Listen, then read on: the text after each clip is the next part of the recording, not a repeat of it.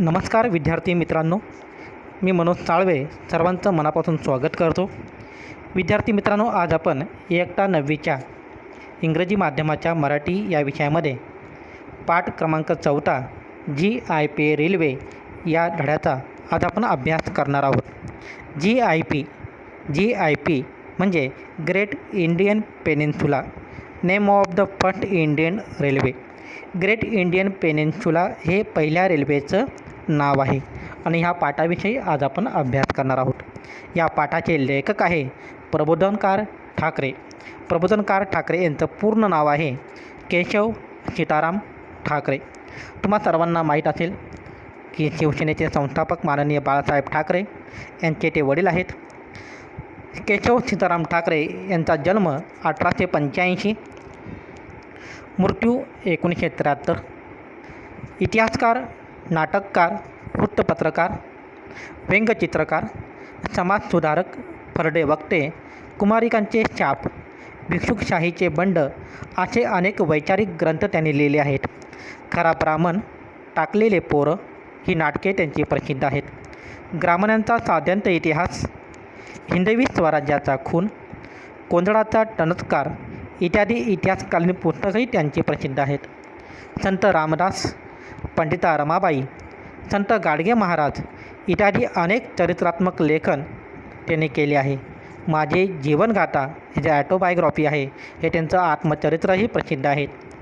सन 1853 या GIP railway या पाठामध्ये प्रबोधनकार ठाकरे यांनी काय सांगण्याचा प्रयत्न केला आहे की सन 1853मध्ये इंग्रजांनी मुंबई ते ठाणे असा एकेरी रेल्वेमार्ग तयार केला.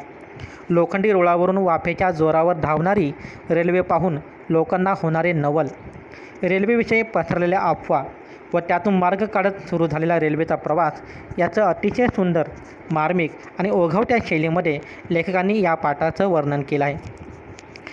विद्यार्थी मित्रांनो, प्रबोधनकार ठाकरे यांनी इस पाठ में GIP जो रेलवे है उस रेलवे का वर्णन किया है. जब 1853 में अंग्रेज़ों ने मुंबई टू ठाना जो एकरी सिंगल लाइन है, वन में है, उस रेलवे ट्रैक को तैयार करने के बाद जो लोखंडी के जो रूल होते हैं, ट्रैक होते हैं, उस ट्रैक के ऊपर से जो वाप के आधार पर जो चलने वाली जो रेलवे है, उस रेलवे को देखे हुए सभी लोगों को अचंभित होते थे. उस रेलवे के बारे में लोगों के मन में जो अफवाह थी, फेक न्यूज़ थी, उसके बाद उस मार्ग पर आगे चलते जो रेलवे का सफ़र है वो सभी को कैसा हुआ, आसान हुआ. वो किस तरह से आसान हुआ, लोगों ने किस तरह से उस ट्रेन का सफ़र किया ना. उस ट्रेन के बारे में लोगों के मन में कई सारी अफवाहें थी, तो लोग उस ट्रेन में बैठने के लिए डरते थे. मगर उसके बाद उसका अतिशय सुंदर आणि अतिशय मार्मिक आणि ओघवत्या शैलीमध्ये या लेखकांनी इस पाठ का वर्णन केले आहे. पुढे पाहूया आपण.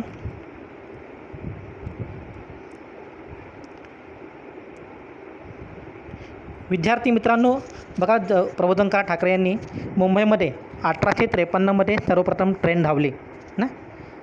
आणि हे सांगताना लेखक म्हणत आहेत की मुंबई प्रांतामध्ये रेल्वे असावी असा उठाव मुंबईतला प्रथम सर जमशेटजी जिजाबाई आणि जगन्नाथ नाना शंकरशेठ यांनी केला. मुंबई प्रांतामध्ये रेलवे असावी. मुंबई प्रांत में रेलवे की आवश्यकता है और होनी चाहिए. ऐसे मुंबई के जो प्रथम सर नागरिक थे जमशेटजी जिजाबाई और जगन्नाथ नाना शंकरशेठ, उन्होंने उठाव किया, उन्होंने आंदोलन केले की मुंबईमध्ये रेल्वे असली पाहिजे. और उसके लिए जो मूळजी जेठा मोरारजी गोकुलदास, आदमजी पीरबाई, डेव्हिड ससून वगैरे अनेक जे नामांकित लोक होते, जो प्रसिद्ध लोक होते, या प्रसिद्ध लोकांनी काय केलं, त्यांचं पाठबळ होतं, त्यांचं सहकार्य लाभलं. मुंबईमध्ये रेल्वे असावी असं यासाठी उठाव करणारे सर जमशेटजी जिजाबाई आणि जगन्नाथ नाना शंकरशेठ यांनी हा उठाव केला.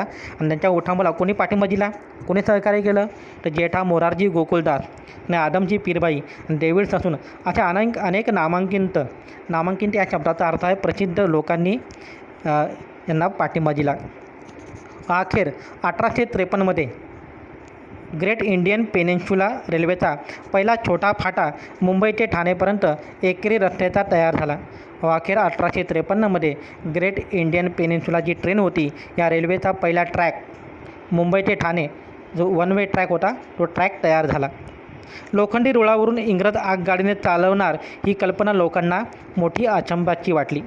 देखो बच्चों, अभी इसमें पहले पैसेज में क्या बताया गया है कि जवा मुंबई प्रांत में रेल होनी चाहिए, रेल की आवश्यकता होनी चाहिए।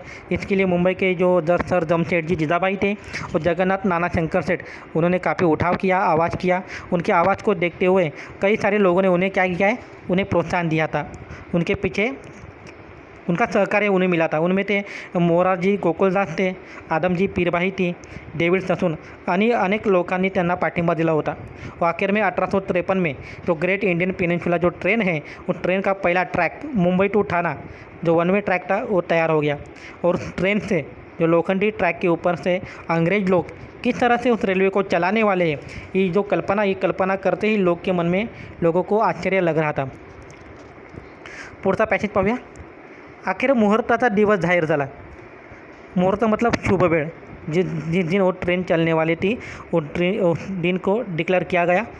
वो ट्रेन दिनांक 18 एप्रिल सन 1853 सोमवार रोजी सायंकाळी 5 वाजता पहिली आगगाडी मुंबईहून निघाली।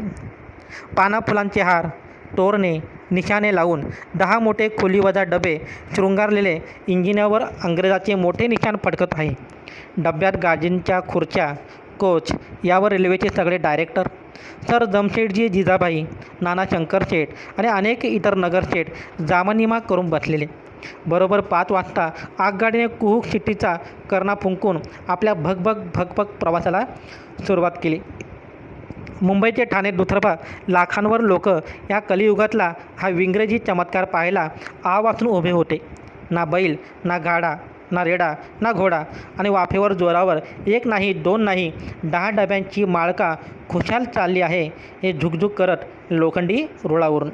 कमाल आहे बुवा या इंग्रजांची। आता तर काय विस्तव आणि पाणी याची सांगड घालून इंग्रजांनी वाफेलाच गाडी ओढायला लावले। विद्यार्थी मित्रांनो, प्रबोधनकार ठाकरे सांगतायत की अखेर तो दिवस उजडला, अखेर तो दिवस तो शुभवेळ ठरली गेली की 18 एप्रिल 1853 रोजी सोमवारी सायंकाळी 5 वाजता ती रेल्वे ट्रेन, ती आगगाडी मुंबईहून पुण्याला निघाली। मग त्या पहिली रेल्वे असल्यामुळे ना, भारतातील पहिली रेल्वे असल्यामुळे त्या रेल्वेला, त्या डब्याला पाना फुलांच्या हारांनी, तोरणांनी निशाणे लावून तिला सजवलं गेलं, शृंगारलं गेलं। शृंगारनं मतलब तिला सजवलं, तिला डेकोरेट केलं गेलं। त्या रेल्वे इंजिनवर इंग्रज सरकारचं मोठं निशाण फडकत होतं। त्या डब्यामध्ये खुर्च्या होत्या, गादींच्या खुर्च्या होत्या। त्या कोचवर सगळे रेल्वेचे डायरेक्टर होते, चेअरमन होते, अनेक अधिकारी त्या रेल्वेमध्ये बसलेले होते। त्याबरोबर सर जमशेदजी जिजाबाई आणि नाना शंकर शेठ या दोघांच्या प्रयत्नामुळे मुंबई प्रांतामध्ये रेल्वे सुरू झाली। हेही त्या ठिकाणी उपस्थित होते आणि आवश्यक सामान घेऊन ते ठिकाणी बसलेले होते। बरोबर 5 वाजता आगगाडीने करणा मतलब भोंगा, लाऊडस्पीकरचा आवाज देत, भोंगा देत ती भगभग करत तिने गाडी, त्या रेल्वेने प्रवासाला सुरुवात केली। आणि मुंबई ते ठाणे दुतर्फा मुंबई ते ठाणे जेव्हा हा रेल्वे प्रवास सुरू झाला, तेव्हा रेल्वे प्रवास सुरू झाल्यानंतर ती रेल्वे पाहण्यासाठी लाखांवर लोक या कलियुगातला हा चमत्कार, कलियुग म्हणजे 4 युग आहे, सत्ययुग, त्रेतायुग, द्वापारयुग आणि कलियुग। त्या कलियुगामध्ये हा रेल्वेचा चमत्कार पाहण्यासाठी लाखो लोक त्या ट्रॅकच्या दोन्ही बाजूला आश्चर्यचकिताने त्या ट्रेनला पाहत होते। ती ट्रेन ओढण्यासाठी ना बैल होता, ना रेडा होता, ना घोडा। वाफेवर ही ट्रेन कशी काय चालते आणि चालते तर 10 डबे ओढत घेऊन चालते, हे पाहण्यासाठी अनेक लोकांनी त्या ठिकाणी गर्दी केली होती। आणि ते पण लोखंडी रुळावरून धावते। या इंग्रजांची कमाल आहे असं लेखकांनी म्हटलं आहे। आणि शेवटी तर काय की विस्तव आणि पाणी याची सांगड घालून वाफेवर आणि विस्तवाची आगीची सांगड घालून इंग्रजांनी कसं काय वाफेलाच गाडी ओढायला लावलं, खरोखरच नवल आहे, आश्चर्य आहे असं लेखकांनी म्हटलं आहे। मेरे प्यारे बच्चों, तो अभी आपने देखा होगा कि लेखक ने कह रहा है कि मुंबई प्रांत में ना ट्रेन को स्टार्ट करने के लिए सर जमशेदजी जिजाबाई और जगन्नाथ नाना शंकर सेठ उन्होंने काफ़ी प्रयास किया। उनके काफ़ी प्रयास करने के बाद मुंबई में 18 अप्रैल 1853 में सबसे पहली फर्स्ट ट्रेन मुंबई टू ठाना के लिए रवाना हो गई। भारत की सबसे पहली ट्रेन थी, तो इसलिए वो ट्रेन को सजाया गया ना, उसका ओपनिंग सेरेमनी का वहाँ पे बनाया गया ना। तो उसमें जो डब्बे थे, उस डब्बे को भी क्या किया गया, डेकोरेट किया गया था। उस रेलवे इंजन पर ऊपर अंग्रेज़ों का झंडा लहरा रहा था। उस डब्बे में बैठने के लिए जो कोच दिए गए थे, वहाँ पे गाड़ी के कुर्सी भी थे। उसमें सभी रेलवे के जो ऑफिसर है, अधिकारी है, डायरेक्टर है, सभी लोग उपस्थित थे। सर जमशेद जी, जीजाबाई और नाना शंकर सेठ भी वहाँ पे उपस्थित थे। ठीक शाम के 5 बजे वह ट्रेन ने आवाज़ देकर, भोंगा देकर ठाणे की ओर निकल पड़ी। जब वो ट्रेन लोखंडी ट्रैक के ऊपर से चल रही थी, तो उस ट्रैक को देखने के लिए, अंग्रेज़ों का चमत्कार देखने के लिए काफ़ी सारे लोग उसके अगल बगल, मतलब दोनों साइड में वो देखने के लिए खड़े थे। ये अकेली ट्रेन ना बैल से, ना रेड़े से, ना घोड़े से भी क्या करती, वाप की जो शक्ति होती है, बाष्प शक्ति होती है, उस शक्ति के ऊपर किस तरह से लोग ट्रेन चलाती है, उनका जो आविष्कार है, चमत्कार है, वो देखने के लिए काफ़ी सारे लोग वहाँ पे भीड़ में मतलब इकट्ठे हो गए थे।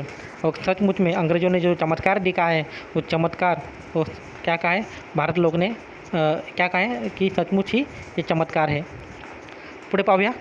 मुहूर्तावर निघालेली पहिली आगगाडी ठाण्याला जाऊन मुंबईला सुखरूप परत आली, पण त्या वाफेच्या गाडीत बसायला लोकांना धीर होईना। दुसऱ्या दिवसापासून लोकांना मोफत ठाणे ते मुंबई आणि परत नेण्या आणण्याची दवंडी पिटवण्यात आली। लेखक कह रहे हैं कि उस ट्रेन, जब मुहूर्त निकलने के बाद जब ट्रेन को स्टार्ट किया गया, तो ट्रेन जब मुंबई से ठाना गई और ठाना से फिर से मुंबई में आ पहुँची। वो आ पहुँचने के बाद मगर जो वाप की शक्ति के ऊपर जो ट्रेन चल रही थी, उस ट्रेन में बैठने के लिए कोई भी हिम्मत नहीं कर रहा था। कोणालाही धीर होत नव्हता। दुसऱ्या दिवसापासून लोकांना मोफत ठाणे ते मुंबई आणि परत आणण्याची दवंडी पिटून झाली। फिर दूसरे दिन सभी लोगों के लिए, उस दिन से सभी लोगों के लिए फ्री में, म्हणजे मोफत ठाणे ते मुंबई आणि पुन्हा मुंबई से ठाणे उनको जाने के लिए और लाने के लिए सबको मुफ्त सफ़र किया जाएगा, ऐसा अनाउन्समेंट, दवंडी सगळ्यांना देण्यात आली। परंतु आगगाडीमध्ये बसणे धोक्याचे नाही, प्रवास लवकर आणि सुखाचा होतो, हे लोकांना पटवण्याची रेल्वेच्या कारभाऱ्यांनी खूप आटापिटा केली। ट्रेन से सफ़र करने से कोई भी धोखे की बात नहीं है, किसी भी डर नहीं है, और जल्द आपका जो सफ़र है, तुमचा जो प्रवास आहे, हा लवकर आणि सुखाचा होईल, चांगला होईल आणि आरामदायक होईल, असं लोकांनी, असं रेल्वेच्या अधिकाऱ्यांनी लोकांना पटवून देण्याचा खूप प्रयत्न केला। खूप आटापिटा करणे म्हणजे खूप प्रयत्न केला, परंतु लोकांमध्ये कसलाही प्रकारचा फरक पडलेला नव्हता। लोकांमध्ये त्या रेल्वेविषयी, वाफेवर चालणारी जी रेल्वे आहे, या रेल्वेविषयी लोकांच्या मनामध्ये गैरसमज होता। तो काय गैरसमझ होता, भलत्याच कंड्या आणि अफवांचे पीक पिकले होते। उनके मन में कई सारे उस रेल के बारे में क्या थे, फेक न्यूज़ थी, या गैरसमझ उनके मन में था। क्या थी कि वाफे की गाड़ी, ये जो वाफे की गाड़ी है, वो वाफेची गाड़ी कशी आहे, विंग्रजांची, विंग्रज मतलब अंग्रेज लोगों की विलायती भुताटकी आहे। जे विलायती, जे अंग्रेज लोक आहे, या लोकांची ही भुताटकी आहे, काळी जादू आहे। तर काळी जादू का आहे की मुंबईला नव्या इमारतीने पूल बांधतायत, त्यांच्या पायामध्ये जिवंत गाडायला फूस लावून माणसे नेण्याचा हा साळसूद डाव आहे। साळसूद मतलब साधा डाव आहे। असल्या अफवापुढे शहाणे प्रचारक तरी काय करणार। 1-2 दिवस सरकारी कचेरीतले कारकून, व्यापाऱ्यांच्या पिढीवरचे गुमास्ते यांना मुंबईचे ठाण्याला नेऊन परत आलेले लोकांना दाखवले। त्यांनी आपले अनुभव सांगितले, तेवढ्याने कोणाचे समाधान होईना। तर बघा, लेखकाने म्हटलं की जेव्हा भारतामध्ये प्रथमतः रेल्वे सुरू झाली, मुंबई ते ठाणे, या रेल्वेविषयी सगळ्या लोकांना आश्चर्य वाटायचं की त्यावेळेस अज्ञानी होता ना, आपला देश पारतंत्र्यामध्ये होता आणि स्वातंत्र्यपूर्व काळामध्ये सुद्धा भारतामध्ये शिक्षणाचा प्रसार झालेला नव्हता, लोकांमध्ये वैज्ञानिक दृष्टिकोन नव्हता। आणि अशा वेळी अज्ञान आणि दारिद्र्यामध्ये, यामुळे अंधश्रद्धा लोकांच्या मनामध्ये खूप मोठी निर्माण झाली होती। आणि त्यामुळे जर कोणाला गाडी ओढायची असेल तर आपण फक्त घोडाने आणि बैलाने किंवा रेड्याने गाडी ओढू शकतो, अशा लोकांच्या मनामध्ये समज होता। आणि ही वाफेवर चालणारी रेल्वे कशी काय धावते ना, हे लोकांना नवल वाटायचं, आश्चर्य वाटायचं। आणि ही लोकं, आणि ह्याच्यामध्ये आपल्या लोकांना बसवून नेत आहेत, तर का बसवून नेत आहेत, कारण हे इंग्रजांची भुताटकी आहे की मुंबईमध्ये मोठमोठ्या इमारती आहेत, नव्या इमारती आहेत, पूल बांधतायत, त्या पुलाच्या पायामध्ये, त्याच्या बेसमध्ये जिवंत माणसाला गाडलं जातं ना, आणि फूस लावून माणसाला फसवून त्या ठिकाणी नेले जाते रेल्वेने, आणि फूस लावून त्या इमारतीमध्ये किंवा त्या पूल बांधणीमध्ये जिवंत माणसाला गाडतात। आणि हा इंग्रजांचा डाव आहे, अशा अफवा, अशा फेक न्यूज लोकांमध्ये पसरत होत्या। 1-2 दिवस सरकारी कचेरीतले कारकून, व्यापाऱ्यांच्या पेढीवरचे गुमास्ते यांना मुंबई ते ठाण्याला नेऊन परत आलेल्या लोकांना दाखवले. त्यांनी आपले अनुभवही सांगितले. तेवढ्यानेही कोणाचे समाधान होईना. बघा, लेखक हमें बताना चाहते हैं कि जब मुंबई टू ठाना, जब फर्स्ट ट्रेन स्टार्ट हो गई मुंबई से ठाना, तो उस ट्रेन को ओपनिंग सेरेमनी होने के बाद उस ट्रेन से लोगों ने सफ़र करना चाहिए, इसलिए लोगों को सभी रेलवे के अधिकारी बता रहे थे ना, सभी को समझा रहे थे कि रेल का सफ़र कैसा सुरक्षित है, कम समय में हम वहाँ से सफ़र कर सकते हैं, रेल से सफ़र करना कोई डरने की बात नहीं है. फिर भी लोगों के मन में उस रेल के बारे में कई सारे गैर समझ थे, यानी फेक न्यूज़ थे. फेक न्यूज़ क्या थी कि अगर हम रेल से सफ़र करेंगे तो ये लोग हमें पकड़ के कहाँ लेके जाएंगे कि जो मुंबई में बड़ी बड़ी जो इमारतें हैं, जो ब्रिज है, उस ब्रिज को बनाने में जो उसका बेस होता है उस वहाँ पे जिंदा आदमी को गाड़ा जाता है. ऐसा लोगों के मन में उस रेल के प्रति अफवाहें फैल गई. उस अफवाह फैलने के कारण वहाँ से उस ट्रेन से कई भी लोग सफ़र नहीं करते थे. मगर रेल के जो सभी अधिकारी थे, रेलवे अधिकारी ने लोगों को बहुत समझाया, मगर समझने के बाद भी लोग उस ट्रेन से सफ़र नहीं करते थे. उसके बाद क्या अंग्रेज़ सरकार ने और अंग्रेज़ अधिकारी ने क्या किया है कि जो गवर्नमेंट के जो ऑफिसर थे, गवर्नमेंट ऑफिस के जो लोग हैं, कारकुन थे, व्यापारी के जो पेड़ीवर के जो राखनदार होते हैं, गुमास्ते होते हैं, उन लोगों ने क्या किया, रेल का सफ़र किया. तो रेल का सफ़र करने के बाद उनका जो एक्सपीरियंस है, उन्होंने जो आया है, उस अनुभव उन लोगों ने अपने लोगों को कहा. फिर भी लोगों का वहाँ पे किसी भी प्रकार का उनका मन में जो शंका थी, उस शंका का समाधान नाही हो पाया. पुढे पाहूया. अखेर दर माणसी ₹1 इनाम आणि मोफत प्रवासाचा डंका वाजवला. पैशाच्या लालचूने ठाण्याच्या घंटाळीवरचे आणि मुंबईची लोक आगगाडीने जाऊ लागले. त्यांच्या घरची माणसे आजूबाजूला उभी राहून ठाय मोकलायची. त्यांची समजूत काढता रेल्वेचे अधिकारी अगदी टेकीला यायचे. एकदा ते प्रवास ठाणे मुंबईची सफर करून सुखरूप परत आले म्हणजे मग मात्र चौकशी करणाऱ्यांचे घोळकेच्या घोळके त्यांच्या भोवती जमायचे. रुपयाचे इनाम पुढे 8 आण्यावर आले, नंतर 4 आणे झाले. लोकांचा धीर चेपलासे पाहून इनामे बंद झाली आणि सर्रासपणे तिकीटे चालू झाली. एरवीच्या ठाणे मुंबईच्या बैलांच्या खटार गाडीचा प्रवास म्हणजे तब्बल 1 दिवस खायचा. पण आता काय, अवघ्या 1.25 तासामध्ये ठाण्याचा आसामी मुंबईला येऊ जाऊ लागला. मग मात्र लोकांची झुंबड लागली. लेखक सांगतायत की शेवटी त्या रेल्वेविषयी लोकांच्या मनामध्ये अनेक शंका होत्या, कुशंका होत्या. त्यामुळे रेल्वेचा प्रवास लोक करत नव्हते. लोकांनी रेल्वेचा प्रवास करावा ना, लोकांनी रेल्वेला साथ द्यावी म्हणून काय केलं गेलं, एक इनाम म्हणजे बक्षीस ठेवले गेले की जो कोणी या रेल्वेने प्रवास करेल त्याला मोफत प्रवास दिला जाईल आणि ₹1 इनाम दिला जाईल. पैशाच्या लालसेपोटी ठाण्याच्या घंटाळी मतलब घंटाळी एक देवस्थान आहे, तिथला जो परिसर आहे, त्या परिसरातले लोक या रेल्वेने जाऊ लागले. मुंबईचे लोकसुद्धा काही वेळास या आगगाडीने जाऊ लागले. जेव्हा ही लोक त्या रेल्वेने प्रवास करण्यासाठी जाऊ लागले तेव्हा त्यांचे रिश्तेदार, त्यांचे पाहुणे, त्यांचे मित्रमंडळी त्यांच्या आजूबाजूला जाऊन मोठमोठ्याने रडू लागली की आता गेलेला आपला माणूस परत येईल की नाही, त्यांच्या मनामध्ये शंका होती. शेवटी त्यांची समजूत काढता रेल्वेच्या अधिकाऱ्यांना अगदी टेकीला आले. म्हणजे खूप हैराण झाले की लोकांची समजूत काढण्यामध्ये त्यांना खूप परेशानी होत असायची. एकदा की ते पुन्हा प्रवास करून घरी आल्यावर सगळे लोकांचा घोळका त्यांच्याभोवती जमा व्हायचा आणि त्यांची विचारपूस करायचे की सफर कसा झाला, मला प्रवास कसा वाटला, काही अडचणीच नाही ना, काही इंग्रजांची बुचाटकी तर नाही ना, अशा अनेक प्रश्न त्यांच्या मनामध्ये निर्माण व्हायचे. पुढे हळूहळू लोकांची संख्या वाढत गेली. लोक रेल्वेने प्रवास करू लागले आणि जे ₹1 इनाम होतं हे पुढे 8 आण्यावर, नंतर 4 आणे, अशा प्रकारे एक आणे कमी होत हळूहळू इनाम बक्षीस देणं सरकारने बंद केले आणि सर्रासपणे तिकीट विक्री चालू झाली. लेखक म्हणत आहेत की जो ठाणे आणि मुंबईचा जो प्रवास आहे, हा प्रवास जर बैलाच्या खटारगाडीने केला तर तब्बल 1 दिवस लागायचा. पण आता अवघ्या 1.25 तासामध्ये मुंबईतला माणूस ठाण्याला आणि ठाण्याचा माणूस मुंबईला अवघ्या 1.25 तासामध्ये जाऊ लागला. आणि अशा प्रकारे त्या रेल्वेला झुंबड होऊ लागली, रेल्वेला गर्दी होऊ लागली.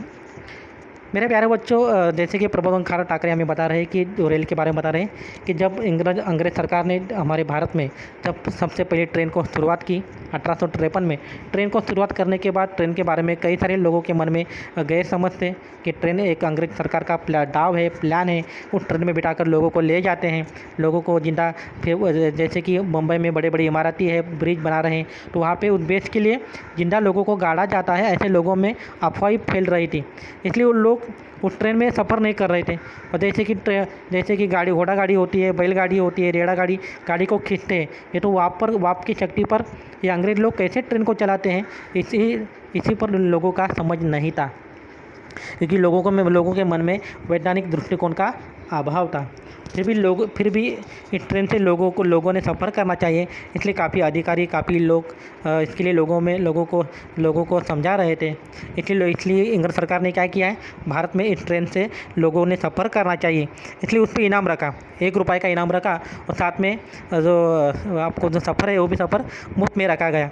पैसे के लालच में ₹1 पाने के लिए कई सारे ठाणे के जो घंटाली और के जो लोग थे, मुंबई के कई लोग थे, वो रेल से सफ़र करने लगे। जब वो लोग ट्रेन से सफ़र करने लगे तो उनके रिश्तेदार, उनके मित्र, परिवार के सभी लोग रोने लगे कि अभी निकला हुआ आदमी फिर से शाम को घर आएगा कि नहीं, वो पता भी नहीं था।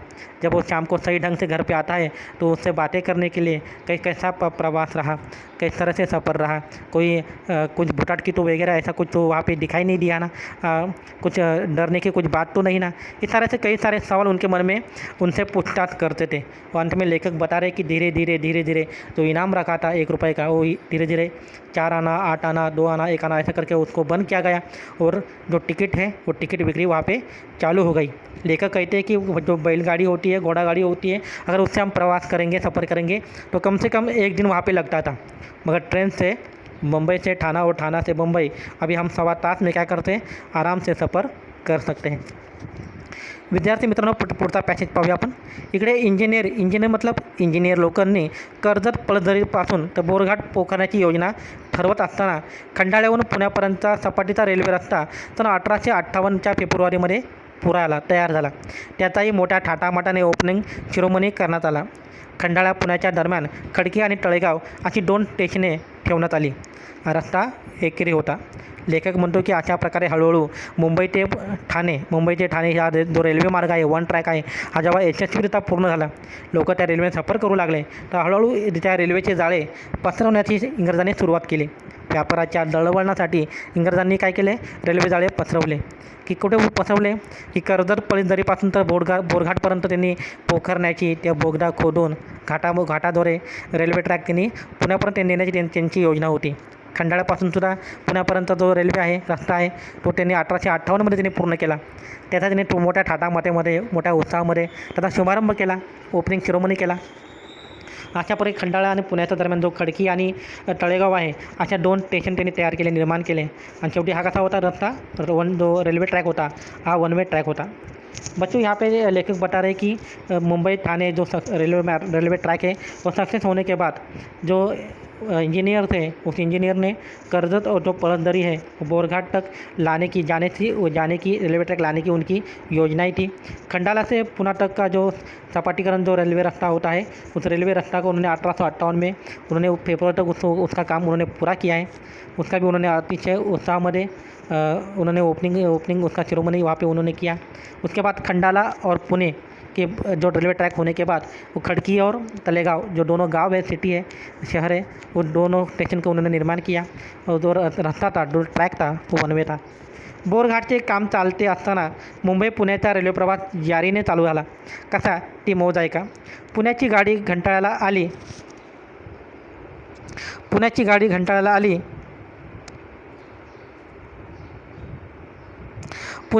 घंटाळ्याला आली की सगळ्या पॅसेंजरना तिथून पालख्या, डोल्या, खुर्च्या आणि बैलगाड्यामध्ये बसून घाटाखाली खोपोलीला आणायचे. सगळा काफिला खोपोलीला आला की तिथे पुन्हा गाडीत बसून झुकझुक करीत खुशाल मुंबईला रवाना व्हायचे. प्रवाशांची ही घाट उतरण्याची सुखसोयी आणि सरबराही पाहण्याचे कंत्राट मुंबईच्या जमशेटजी नावाच्या एका व्यापाऱ्याने घेतले होते. घाट उतरण्याचे 4 तास धरून पुणे ते मुंबई रेल्वे प्रवास अवघ्या 18 तासामध्ये व्हायचा. याचीच मला लेखकाला मोठे नवल वाटायचे. लेखक सांगतायत की ज्या प्रकारे मुंबई ते ठाणे हा जो रेल्वे प्रवास आहे, हा रेल्वे प्रवास मोठ्या हिमतीने सुरू झाला. लोक रेल्वेने प्रवास करू लागले आणि हळूहळू आता रेल्वेचे जाळे पसरावे याकरता मुंबई ते पुणे हा जो रेल्वे प्रवास आहे, हा रेल्वे प्रवास आता सुरू झाला. हा रेल्वे प्रवास सुरू झाल्यानंतर त्याची गंमत, त्याची मजा एक वेगळीच होती. तर काय मजा होती, काय गंमत होती की ज्यावेळेस पुण्याहून जर मुंबईला ट्रेन निघाली तर ती गाडी खंडाळ्यापर्यंत यायची आणि खंडाळ्यापर्यंत आल्यानंतर सगळ्या पॅसेंजरना, सगळ्या लोकांना त्या खंडाळा घाटामध्ये उतरवलं जायचं आणि खंडाळा घाट असल्यामुळे तर खोपोलीपर्यंत पालख्याद्वारे, डोलीच्या ज्या खुर्च्या असतात त्याद्वारे बैलगाड्यामध्ये बसून त्या लोकांना खंडाळा घाटापासून तर खाली खोपोलीपर्यंत आणलं जायचं. कारण घाट असल्यामुळे, मोठा घाट आहे आणि घाट असल्यामुळं रेल्वे मार्ग त्या ठिकाणी निर्माण करता आला नव्हता. रेल्वेचं काम चालू होतं, ट्रॅक करण्याचं काम चालू होतं. त्यामुळे अनेक लोकांना त्या खंडाळा घाटापर्यंत आणलं जायचं आणि खंडाळा घाटापर्यंत आणल्यानंतर पुढचा जो प्रवास आहे, घाट उतरण्याचा जो प्रवास आहे, तो पालख्याद्वारे, डोलीद्वारे, बैलगाडीवर बसून त्या लोकांना घाटाच्या खाली म्हणजे खोपोलीपर्यंत त्यांना आणलं जायचं आणि खोपोलीपर्यंत आले की पुन्हा ट्रेनमध्ये बसून त्यांना मुंबईपर्यंत त्यांना सोडलं जायचं. आणि प्रवासांची ही घाट उतरण्याची जी सोय होती की पुण्यापासून तर खंडाळ्यापर्यंत आल्यानंतर खंडाळ्यापासून तर खोपोलीपर्यंत जो घाट उतरण्याची जी सोय होती, ही सोय कोणी केली होती? यांचं कंत्राट होतं. मुंबईचे जे जमशेटजी नावाचा एक जे व्यापारी होता, त्या व्यापाऱ्याने याचं कंत्राट घेतलं होतं आणि घाट उतरण्याची जे 4 तास धरून पालखीद्वारे असेल, बैलगाडीद्वारे असेल ना, जो डोलीद्वारे असेल, हे जो घाट उतरण्याला 4 तास लागायचे. असे 4 तास पकडून मुंबई ते पुण्याचा जो हा रेल्वे प्रवास आहे, हा रेल्वे प्रवास अवघ्या 18 तासामध्ये हा प्रवास व्हायचा आणि खरोखरच या गोष्टीचं लेखकाला खूप नवल वाटायचं. तर विद्यार्थी मित्रांनो, अशा प्रकारे आज आपण इंग्रजांनी 1853मध्ये मुंबई ते ठाणे हा जो रेल्वे मार्ग सुरू केला, हा रेल्वे मार्ग सुरू झाल्यानंतर वाफेवर चालणारी जी रेल्वे आहे, ही रेल्वे पाहून सगळ्या लोकांना आश्चर्य वाटलं, नवल वाटलं आणि या रेल्वेविषयी लोकांच्या मनामध्ये असणाऱ्या अफवा, असणारे गैरसमज यातून मार्ग काढत रेल्वे कशाप्रकारे सुरू झाली, रेल्वेचे जाळे कशाप्रकारे पसरले, याचं अतिशय सुंदर आणि मार्मिक पद्धतीने लेखकाने काय केलं आहे, वर्णन केलं आहे. धन्यवाद.